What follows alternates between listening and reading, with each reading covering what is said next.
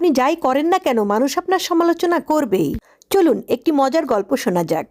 একবার এক ভদ্রলোক এবং তার স্ত্রী তাদের পোষা গাধাটিকে নিয়ে কোনো একটি জায়গায় হেঁটে হেঁটে যাচ্ছিলেন। মানুষজন তাদেরকে দেখে বললেন, দেখো দেখো কি বোকা লোক, তাদের কাছে গাধা থাকার পরেও তারা দুজনই হেঁটে হেঁটে যাচ্ছে। এদের মাথায় কোনো বুদ্ধি নেই।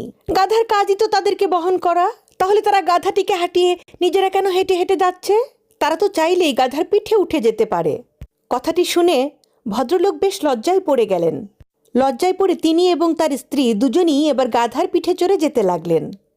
তখন চারপাশ থেকে আবার মানুষ দেখে বলল, দেখো লোকগুলো কি নির্দয়, তারা দুজনে মিলে এই ছোট গাধাটির পিঠে চড়ে উঠেছে।